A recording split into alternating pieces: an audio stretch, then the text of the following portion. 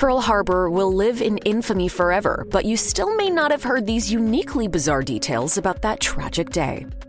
Over 2,000 American servicemen were killed, and more than 8 decades later, the government is still trying to identify those we lost in the catastrophic blitz on Pearl Harbor.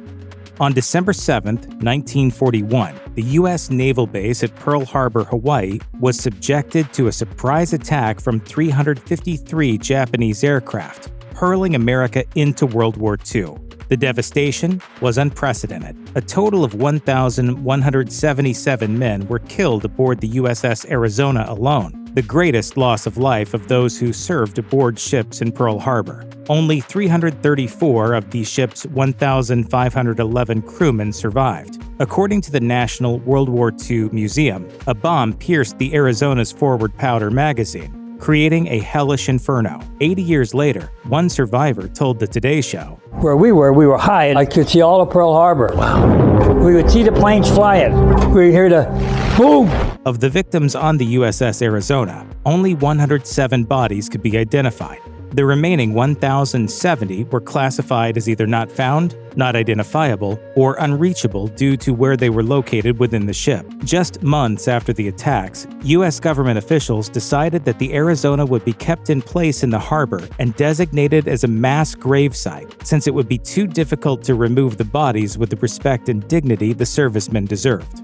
Today, the Arizona remains at the bottom of the harbor as a sacred site of pilgrimage, with the white wing-like building constructed above it welcoming 1.7 million visitors per year. According to the National Park Service, which operates the visitor center atop the vessel today, the sinking of the USS Arizona represented the greatest loss of life in American naval history. One survivor of the attack told the History Channel, "The fire from the Arizona was so intense. These guys that fell over, came up, got the film on their bodies, were like human torches." As cruel as fate was for those who died aboard the USS Arizona and their families, it was in one respect even worse for the 429 sailors killed aboard the USS Oklahoma and their survivors. Hit by 8 torpedoes in the first 10 minutes of the attack, it capsized 2 minutes after the first barrage.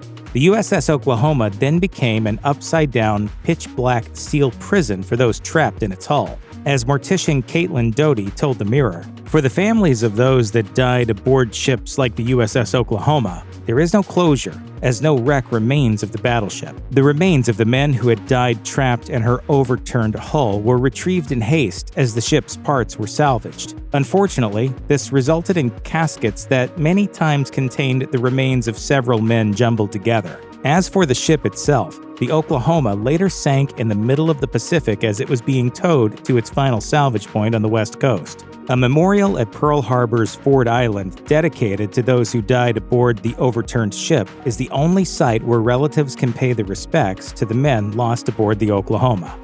A dreadnought of the Colorado class, the West Virginia, weighing 32,000 tons, was hit by 2 bombs and 7 torpedoes on December 7th. As the Naval History and Heritage Command relates in its history of Pearl Harbor, although more than 100 men were lost in the attacks, the skillful maneuverings of the mortally wounded Captain Mervyn Binion, who issued orders even as he lay dying, ensured that the ship remained upright as it sank, sparing its crew from being trapped upside down. Some were nevertheless trapped in sealed compartments inside the burning ship.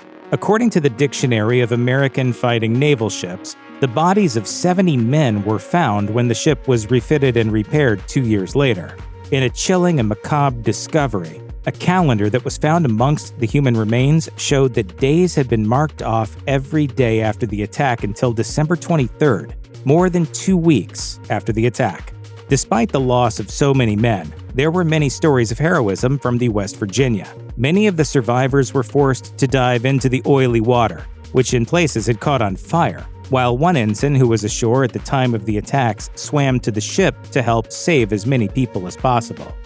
Sustaining hits from both torpedoes and bombs in the attack at Pearl Harbor, the USS California nevertheless took 2 days to sink to the bottom of the harbor. But her men were valiant in their attempts to fight the attacking Japanese. No less than 4 sailors and 1 officer from the California were awarded the Medal of Honor the most prestigious military award in the U.S. The National World War II Museum states that Ensign Herbert Jones, the most senior officer aboard when the attack occurred, saved one sailor from a smoke-filled compartment before being mortally wounded in another blast. He refused to be evacuated or attended to while so many other men had been killed aboard the ship.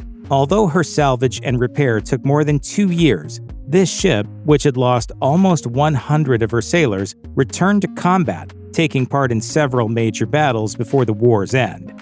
The Utah, which had been decommissioned by the time of the Pearl Harbor attack, was targeted in error by a Japanese pilot. 6 torpedoes were wasted on the ship, which would not have taken part in any battles in the Pacific anyway, and 58 men were killed, either after being trapped in the hull or when they tried to swim ashore through the burning oil atop the water. And when they hit, they did catastrophic damage to the ship. The Utah is one of 3 warships considered total losses from the attack. Along with the Arizona, she still lies in her berth in Pearl Harbor, with the bodies of some of her men aboard. For decades, there was no recognition whatsoever of the dead whose remains are on the ship. According to the Honolulu Star-Bulletin, when Utah survivor Chief Yeoman Albert Wagner visited the wreck in subsequent years, he stated, "There was nothing but mud then, and no indication that there were men still aboard." Incredibly, that was the case until 1972, when a concrete pier and memorial slab were dedicated at the site. Now, Navy sailors raise and lower a flag each day in respect for the fallen whose remains are entombed there. A direct hit on the USS Shaw became one of the iconic images of Pearl Harbor. The Shaw, which was the target of multiple bombings from the brutal second wave of the attack, took hits to her machine gun platform, forecastle, main decks, and the crew's mess room. Coming at 7:55 on a Sunday morning, the attacks undoubtedly killed many as they ate breakfast on board. Her forward ammunition magazines were ignited approximately 30 minutes after the attacks, resulting in an immense fireball. The Shaw was soon engulfed in flames, and the captain subsequently ordered his men to abandon ship. Many leaped overboard and were able to save themselves, but 24 men succumbed as a result of the bombings and the all-consuming fires from the explosion of the magazine. Despite the extensive damage, the USS Shaw was back at sea in a matter of months, earning no fewer than 11 battle stars. The USS Pennsylvania, a sister ship to the Arizona, was much more fortunate than her dreadnought sibling. Sustaining few direct hits, her crew has the distinction of being some of the only servicemen who were able to open fire and counterattack the Japanese planes that day.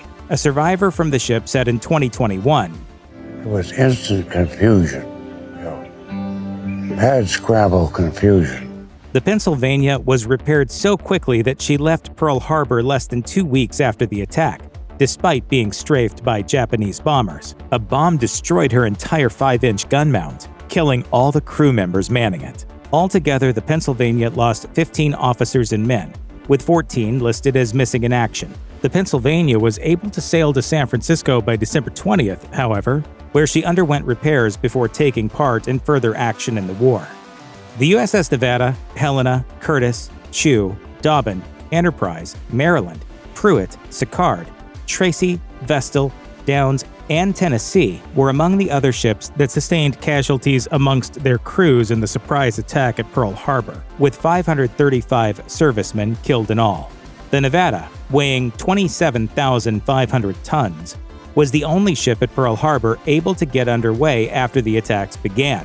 Because of this, she was subject to furious attacks. She beached after losing 50 officers and men, but later was able to be salvaged. She went on to take part in the invasion of Normandy, among other notable battles. Sadly, she was later used as part of the atomic bomb tests at Bikini Atoll and was so radioactive she had to be sunk.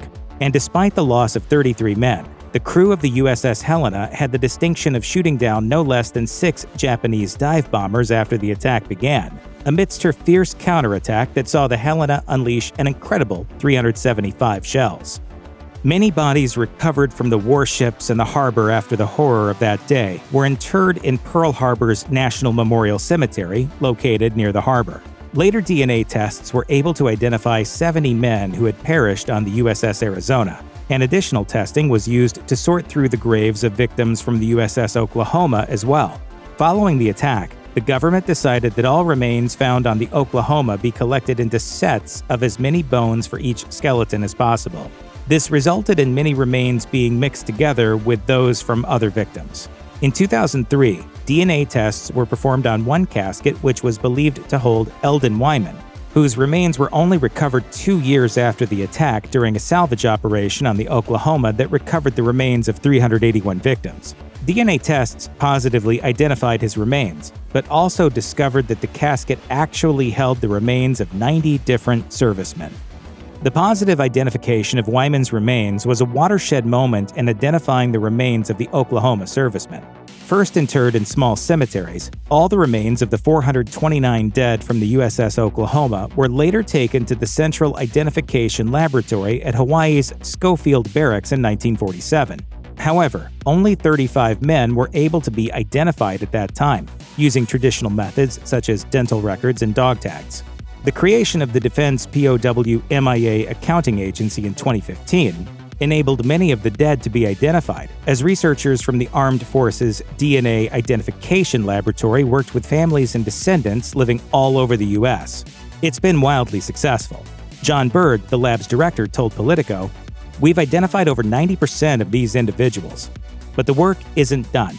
The success has given hope for the eventual identification of the 45 unidentified men whose remains were found in the USS California and the USS West Virginia." I don't think families ever can get closure, but they can get answers. Because of the great respect that must be shown to the dead whose remains are interred forever in the Arizona and other wrecks at Pearl Harbor, only a few, specially chosen divers have the privilege of exploring the harbor. Some of them are even given the somber duty of placing the ashes of servicemen who choose to be interred in these ships along with their fallen crewmates. PN Online, the Journal of the Paralyzed Veterans of America, states that its members also dive at the sites of the Pearl Harbor wrecks as part of an annual event to commemorate the dead, to monitor the decay rates of the ships, and to note the position of objects in the debris field, and to check on the environmental impact of the wrecks since the Arizona is still leaking oil. All the Pearl Harbor shipwrecks, along with the remains of the 180 aircraft that were lost that day, are under the auspices of the National Park Service, which ensures that the watery graves of the brave servicemen who gave their lives that day are treated with the proper respect. December 7, 1941 is a date that will live in infamy, but there's a lot more to the tragic day than even history buffs know, and these are some of their burning questions. You know the basics. Japan had imperial expansion plans for the entire Pacific, and the US was in the way, so the Japanese decided to bomb Pearl Harbor. Simple, right? But even within Japan, there was much back and forth prior to the strike. On one side, you had war-hungry nationalists favoring action, and on the other, there were more moderate voices expressing serious doubts. This last group included the commander-in-chief of Japan's combined fleet, Admiral Isoroku Yamamoto, who warned that an extended war would destroy Japan. Spoiler, he wasn't wrong. He said the only chance was an intense, sudden attack that would thoroughly destabilize the US. If his plan worked, the US wouldn't retaliate. But after the attack, the US declared war and officially joined World War II, so Yamamoto was extra wrong. The popular narrative of the Pearl Harbor attack is that it took everyone by surprise. Everybody was pretty much aware of Japanese expansionism and increasing tensions, but still, the idea of a sudden attack simply wasn't on most minds. Why didn't the military leaders read the writing on the wall and more obviously discuss how the US was going to be drawn into the war? You want answers? I think I'm entitled. You want answers? I want the truth! You can't handle the truth! Okay, the truth is, well, complicated. Part of the problem was that the command, and therefore communication, was often divided. General Walter C. Short was in charge of the army stationed in Hawaii, while Admiral Husband E. Kimmel commanded the Pacific Fleet. The two didn't always communicate for security reasons. This meant that when Kimmel's Navy intelligence lost track of a steadily growing Japanese fleet less than 2 weeks before the attack, he didn't let Short know. Neither of the two commanders were able to set up an effective cross-department communications network, leaving key radar stations short-staffed and poorly informed of Navy aircraft maneuvers. Even then, surveillance managed to pick up suspicious Japanese activity, including aircraft launches and the appearance of miniature Japanese submarines near Pearl Harbor shortly before the attack. Though slow communications and sluggish response times meant these early warnings made little difference. Even with the major miscommunications between military branches, it's hard to understand why both Short and Kimmel didn't do more to prepare for an attack. US forces had received 3 warnings from their own government in 1941. on October 16th, November 24th, and November 27th. That last warning, which came barely a week before the December 7th attack, told Kimmel that, quote, "This is a war warning." He was instructed to execute an appropriate defensive deployment, though the missive didn't contain details about dates or potential target sites. But this is the biggie.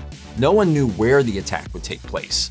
A declassified memo discovered in 2011 listed the West Coast, Panama, and the territory of Hawaii as places to keep an eye on for an attack. So it's hard to prepare for an attack when you don't know where it's going to be.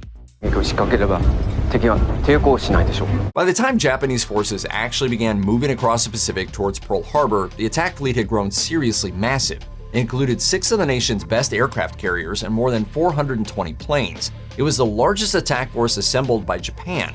So how did it manage to make it 3,500 miles practically undetected? Part of the plan involved intense preparation, which included monitoring U.S. communications and military movements. Training areas were also closely guarded, with foreign vessels escorted out of sensitive areas while Navy-related news stories were censored. Admiral Yamamoto didn't even inform many of his military compatriots of the plan either. The ships were then sent on a far northern route that was meant to keep them out of shipping lanes. For security reasons, no radio communications were allowed, leaving personnel on the ships to communicate via lights or flags. It also helped that the ocean is ginormous and contained plenty of room for Yamamoto and his associates to map a route that kept such a large force out of sight. The thing you probably didn't expect is that it's super easy to hide in the ocean. There was one key moment where a different decision could have changed everything, and it came at a mobile radar unit stationed on the northern coast of Oahu. There, Privates Joseph L. Lockhart and Georgie Elliott Jr. were told to sit inside the unit van between 4 and 7 a.m.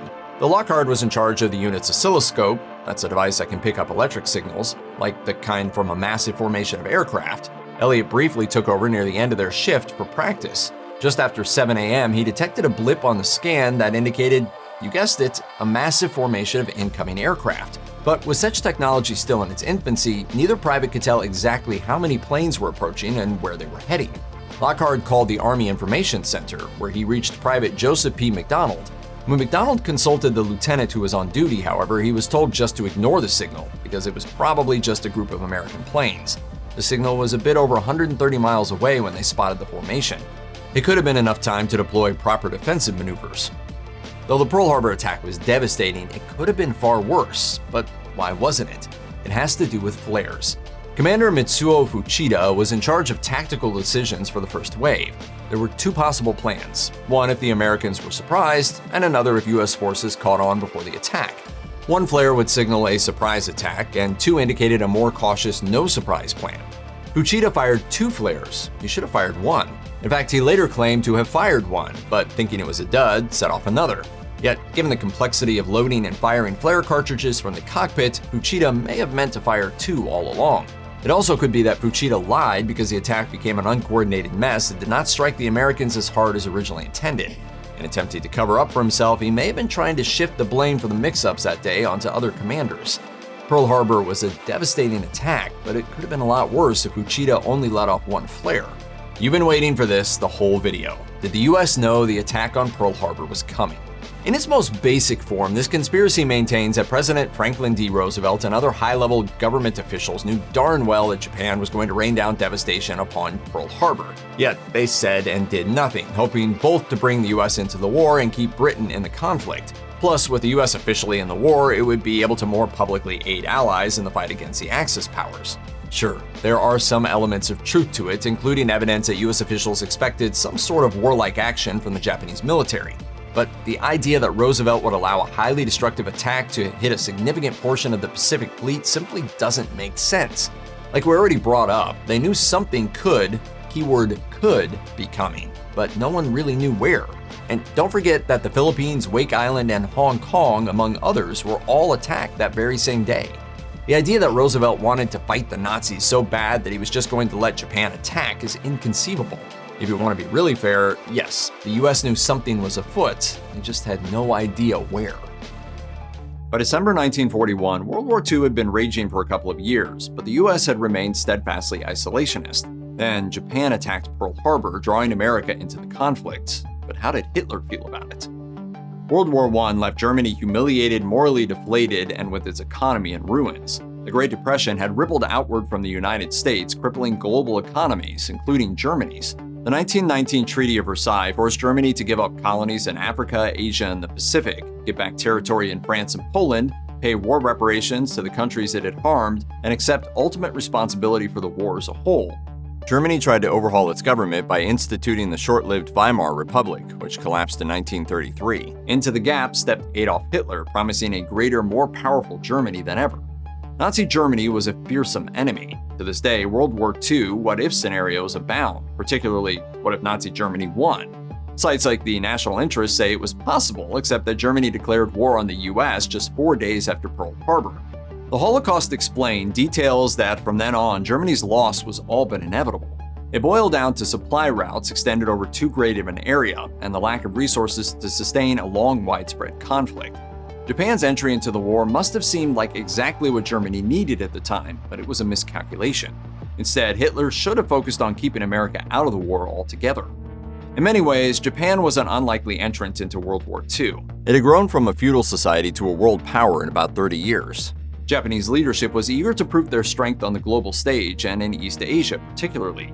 This is why, according to Columbia University's Asia for Educators, Japan joined World War I against Germany to expand its sphere of influence over China and Korea.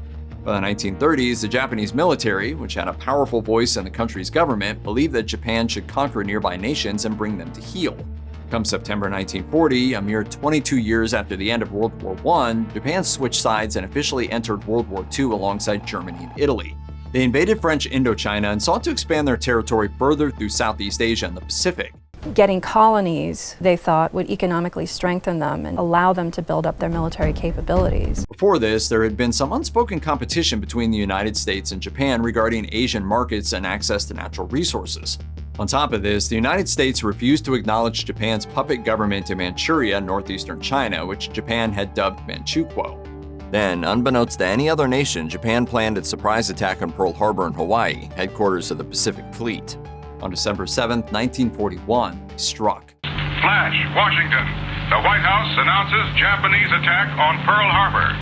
15 out of the 102 ships stationed at Pearl Harbor on December 7, 1941 were lightly damaged, 11 ships received moderate to severe damage, and 7 ships were sunk.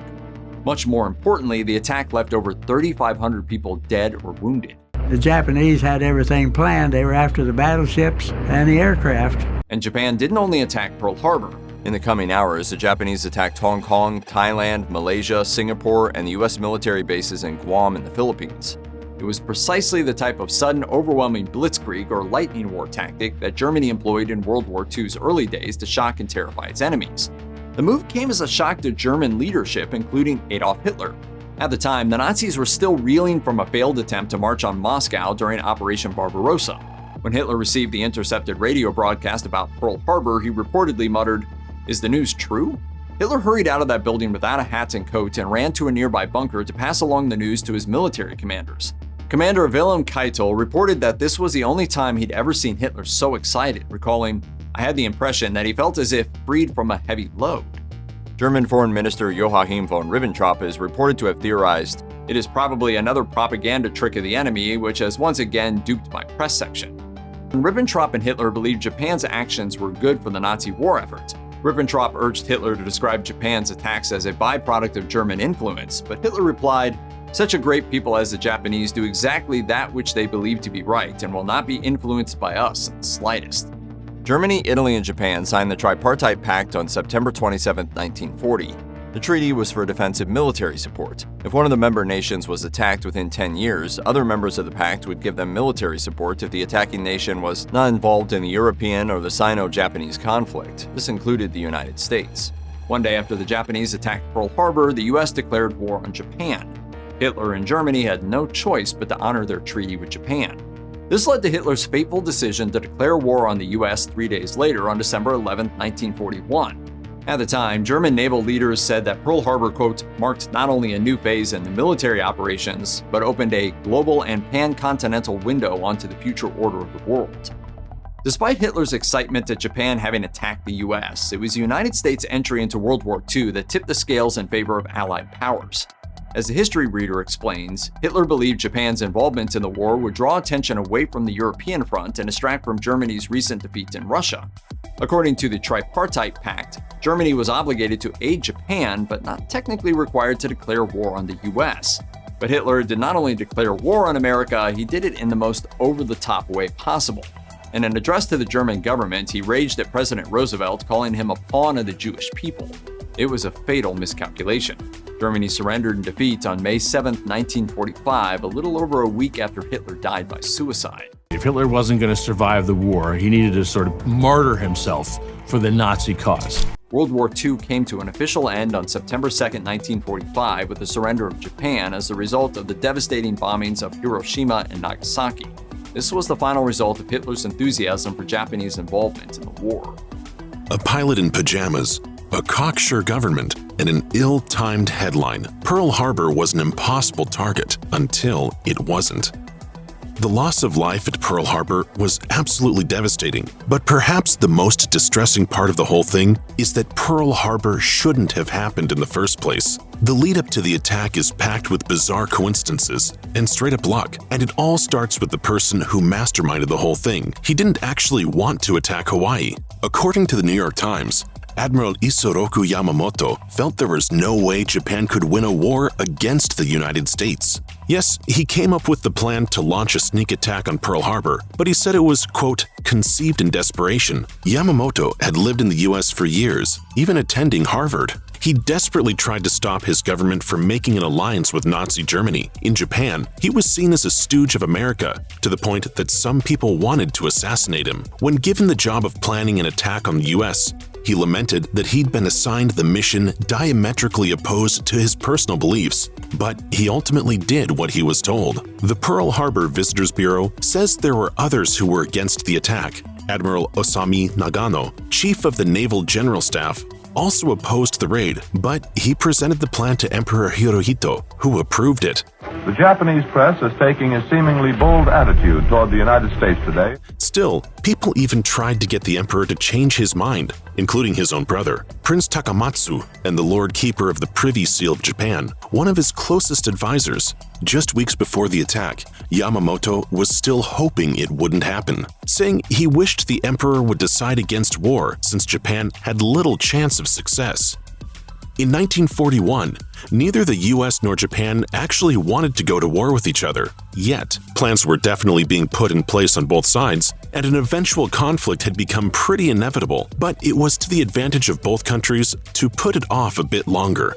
According to History on the Net, Japan was low on vital supplies like oil, iron, and food. America, on the other hand, didn't have as many fighter planes and warships as their possible opponent and wanted to stall in order to catch up on the military side. Then, something explosive happened. While America and Japan were still negotiating diplomatically, and US officials were specifically chastising their counterparts' aggressive stance, the magazine United States News published an inflammatory article stating how easy it would be for United States B-17 bombers to blow Japan off the map in case of trouble. It said America had wartime levels of the bombers at 7 locations, all within attacking distance of Tokyo. The article claimed the planes could travel 6,000 miles and easily drop incendiary bombs on important cities and factories that were made of rice paper and wood. The information in the article was totally wrong. B-17s didn't have that kind of range for one thing, but the Japanese didn't know that. The article almost certainly made it to Asia, and just 5 weeks later, the Japanese attacked Pearl Harbor. It's more than possible United States News thoughtlessly jump-started Japanese plans before America was ready. To be fair to the American government and military, there was a good reason they didn't think Japan would attack Pearl Harbor. It should have been impossible. According to the U.S. Naval Institute, yes, the U.S. did things wrong, but more important and often overlooked were all the things that had to go right for the Japanese. Apparently, as the U.S. Naval Institute reports it, without the detailed planning and nearly flawless execution of the preliminaries, the attack would have never succeeded. Just 3 months before the attack, the Japanese military realized they had, quote, technical and operational shortcomings that needed to be fixed if they wanted to triumph. Japan knew the US was monitoring their ships' radio messages, so they had to devise a way to hide their plans, including using a special cipher. Had America cracked it, they might have learned about the attack. On the other hand, Japan needed to keep getting and correctly deciphering intelligence from U.S. radio messages, especially those from Pearl Harbor, and information about the attack had to be contained, specifically not getting to the ears of any foreigners. This was all on top of the need for good weather and American mistakes to happen, yet it all played out according to plan. Everything the Japanese did came together. Luck was with them, and America screwed up enough to make an audacious sneak attack come together almost perfectly. The date of the Pearl Harbor attack was planned very carefully, even down to a specific day of the week, Sunday. Japan had done their research, and they knew that Sunday morning meant a whole lot of soldiers would be at church off base, not ready to defend their ships at a moment's notice. This also increased the chances the attack would stay a surprise until the last minute. Religion was quite literally used against Pearl Harbor as a weakness. Even those in the military who didn't attend church weren't necessarily going to be ready to fight on Sunday morning. Attacking on the weekend meant lots of people were also sleeping in and relaxing. This is especially evident when you look at one of the 4 pilots who managed to get a plane in the air to defend Pearl Harbor. Lieutenant Phil Rasmussen was still asleep when the attack started at 7:55 a.m. Extremely groggy, he got out of bed, grabbed a pistol, hopped into an outdated plane that hadn't been damaged yet, and shot down a Japanese fighter before being forced to land, all while still in his pajamas. America's battleships were the country's, quote, strategic center of gravity in the Pacific, according to the Naval History and Heritage Command. There were 9 of them, all named after states, and they were vital to America holding off any aggression from Japan. And Japan already had 1 more battleship than the US did, so keeping those 9 in good order was vital. On December 7th, one of these ships, the USS Colorado, was getting an update in California, but the other 8 were all in Hawaii, with 7 of them lined up right next to each other in Battleship Row. The 8th wasn't far off, in the dry dock. For a Japanese force that was desperate to destroy them, they couldn't have asked for an easier target. You could see them in the cockpit right there, right above you. You could see them when they're smiling at you. The battleships were sitting ducks. 24 torpedo planes attacked the boats, with 21 out of 29 warheads hitting their marks. The majority of people killed at Pearl Harbor died when the Japanese bombers sank the Arizona, which the official Visitors Bureau says was one of the first ships to get taken out. The Oklahoma also sank. The National Park Service says a 10th demilitarized battleship, the USS Utah, which was on the other side of the island, went down as well. None of them could be salvaged. The immediate and devastating loss of life at Pearl Harbor is an excruciating piece of American history, but most people don't know that the effects of the attack are still wreaking havoc on the harbor. The wreck of the USS Arizona is considered sacred since it's the final resting place of more than 1,100 sailors and Marines. This means the military is hesitant to mess with it at all. That could become a serious problem, since the wreck also contains 500,000 gallons of oil. According to the Belleville News-Democrat, the USS Arizona leaks more than 2 gallons of oil a day. It's enough that visitors to the memorial can see the oil slick on the water. At that rate, the ship will keep leaking for the next 540 years. Don't worry, that's probably not going to happen, but the reality will be so much worse. The Washington Post says experts believe the hull will deteriorate way before then, and all those hundreds of thousands of gallons of oil will come streaming out into the harbor, an event they describe as catastrophic. But the Huffington Post reports Pearl Harbor is already an environmental disaster. In 1992, it was added to the Environmental Protection Agency's National Priority List of hazardous waste sites. By 1998, the health department had to start warning people that eating fish or shellfish caught in the harbor was a very bad idea. There are over 700 documented areas of contamination, many of which date back to World War II. Over the years, 5 million gallons of fuel spilled into Pearl Harbor, making it half the size of the infamous Exxon Valdez spill. The resulting oil plume is the size of 15 football fields.